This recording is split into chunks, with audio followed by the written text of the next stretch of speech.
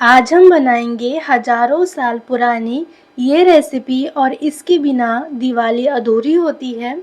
अगर आप दिवाली पर गुजिया या करंजी इसके साथ साथ में शक्करपारे या चकली नहीं बनाते हैं तो दिवाली बिल्कुल ही अधूरी लगती है इसके बिना।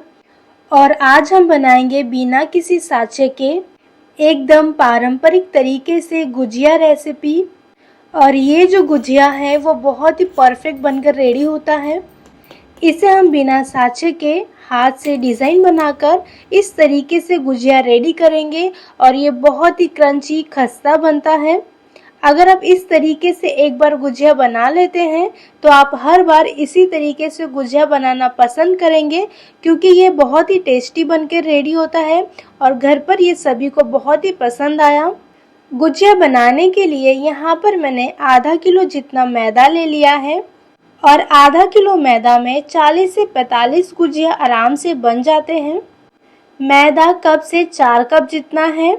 अब मैदे में ऐड कर देंगे आधा छोटा चम्मच जितना नमक, जिससे गुजिया का टेस्ट और भी बढ़ जाता है।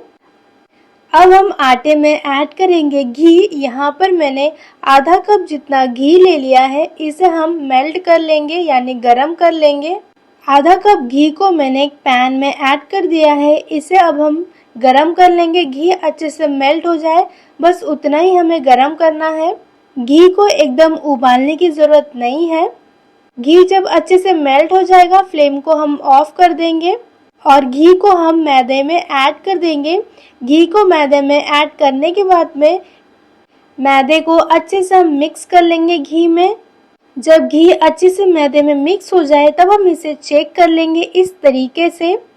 जब आप मैदे को मुट्ठी में लेंगे तो ये आसानी से इस तरीके से मैदा आपस में जुड़ जाएगा, यानी जो हमने मोइन के लिए जो घी ऐड किया है वो एकदम परफेक्ट है।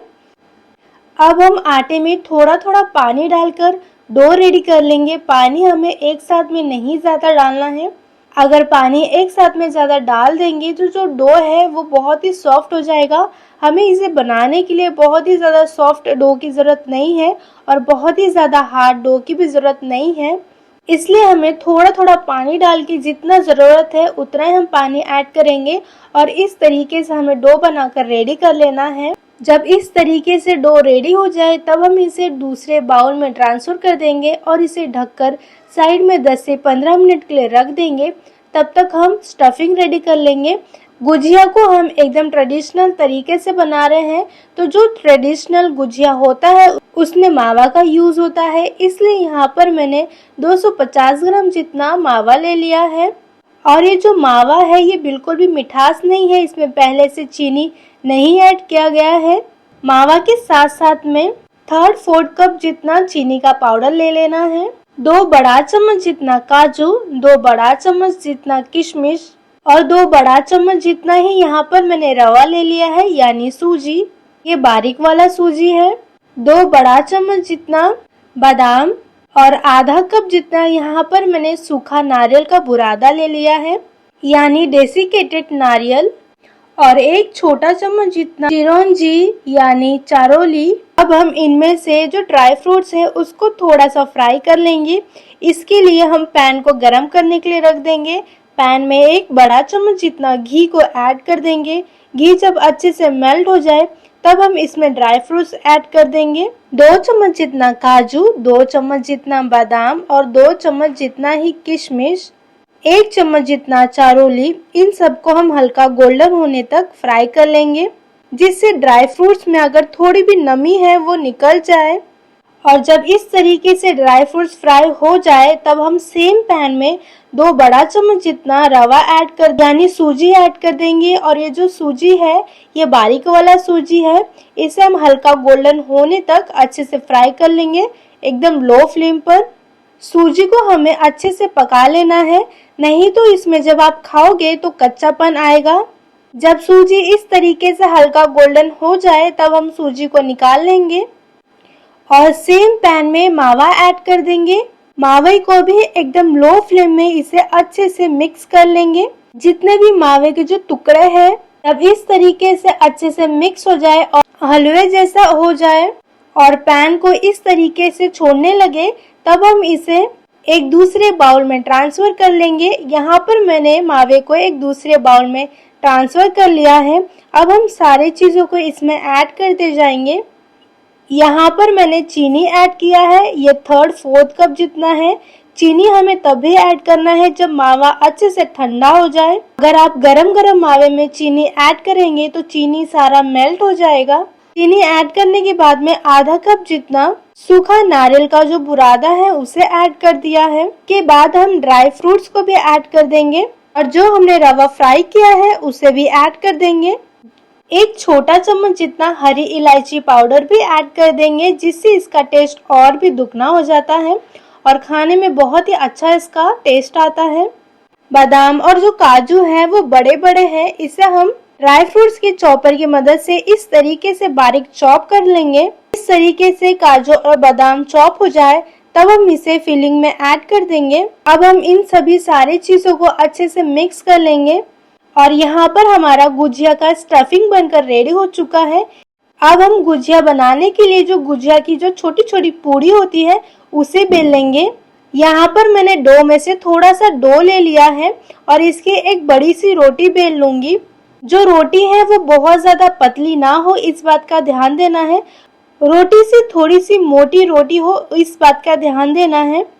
इस तरीके से बड़ी और गोल रोटी बनकर रेडी हो जाए तब हम एक कप के मदद से इसे कट कर लेंगे। यहाँ पर मेरे पास इस तरीके से कप है यानी कटोरी है, तो इसे हम कट कर लेंगे।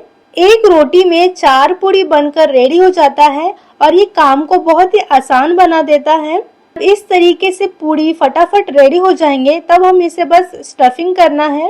इस तरीके से पूड़ी रेडी हो जाए, जो हमने अभी खोआ का फिलिंग रेडी किया है उसमें से एक एक चम्मच सारी पूड़ी में हम रखते जाएंगे और यहाँ पर हमने बिल्कुल भी साँचे का इस्तेमाल नहीं किया है। अब हम फिलिंग के जो साइड जो पार्ट बचा हुआ है उसमें हम हल्का हल्का पानी लगा देंगे और इसे हम हाफ में स्टिक कर देंगे इस तरीके से, जिससे जो गुजिया है वो लॉक हो जाएगा और ये ऑयल में जाने के बाद में खुलेंगे नहीं।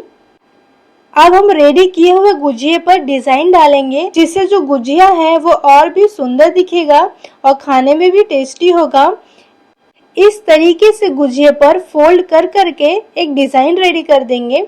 सुंदर डिजाइन बनकर रेडी हुआ है, जैसे कि आप यहाँ पर देख सकते हो।